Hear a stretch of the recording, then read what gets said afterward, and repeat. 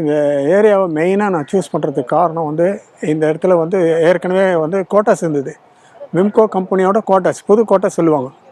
So தண்ணி வந்து நல்லாயிருக்கும். விம்கோ கோட்டாஸ் வந்து 2 கோட்டாஸ், பழைய கோட்டாஸ் வந்து கம்பெனிக்கு பக்கத்துலேயே இருக்கும். அது விம்கோன்றது வந்து என்னென்னா வெஸ்டர்ன் இந்தியா மேட்ச் கம்பெனி, தீப்பெட்டி தொழிற்சாலை. அது பக்கத்தில் வந்து ஐடிசி இருக்கும், இந்தியன் டுபாக்கோ கம்பெனி.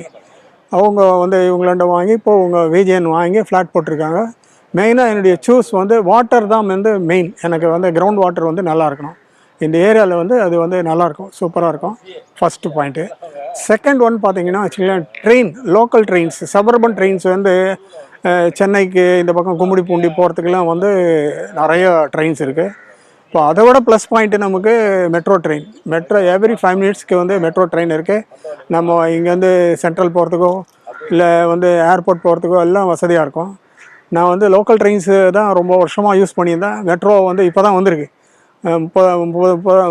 30 இயர்ஸாக நான் வந்து அந்த ட்ரெயின் தான் யூஸ் பண்ணுறேன், லோக்கல் ட்ரெயின், சபர்பன் ட்ரெயின். இப்போது மெட்ரோ வந்து யூஸ் பண்ணுறேன். ரொம்ப இந்த ஏரியா வந்து பீஸ்ஃபுல்லான ஏரியா, காமாக இருக்கும். நல்ல இது பீச் வந்து பக்கத்துலேயே இருக்குது. இன்னொரு 10 மினிட்ஸ் வாக்கபிள் பண்ணிங்கன்னா பீச் இருக்குது, மார்க்கெட் இருக்குது. அப்புறம் வந்து பஸ் ஸ்டாண்டுலாம் பக்கத்துலேயே இருக்குது. திருவொற்றியூர் பஸ் ஸ்டாண்டு, கோயில், ஸ்கூல்ஸ் எக்கச்சக்கமாக இருக்குது. என்னுடைய ஒய்ஃப் வந்து விவேகானந்தா ஸ்கூலில் வந்து 25 இயர்ஸ் சர்வீஸ். அவங்க திருவொற்றியூரில் இருக்க ஸ்கூலில் வந்து அவங்க வந்து டீச்சராக இருந்தாங்க. ஸோ அதுதான் எனக்கு மெயினாக நான் வந்து இங்கேயே இருக்கிறதுக்கு காரணம் வந்து ஆவடி போகாததுக்கு ஒரு காரணம் அதுதான்.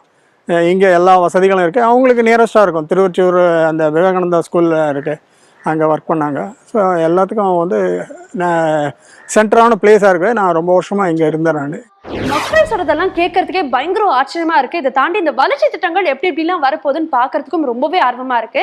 நம்மளுடைய வட சென்னையில் இருக்கக்கூடிய விம்கோ நகர் சுற்றி இருக்கக்கூடிய பகுதியில் எக்கச்சக்கமான இன்வெஸ்டர்ஸ் இன்வெஸ்ட் பண்ணணும்னு படியெடுத்து முன் வரதை சமீபமாக நம்மளால கவனிக்க முடியுது.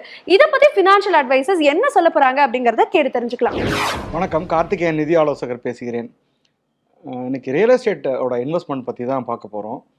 ரியல் எஸ்டேட்டோட வளர்ச்சி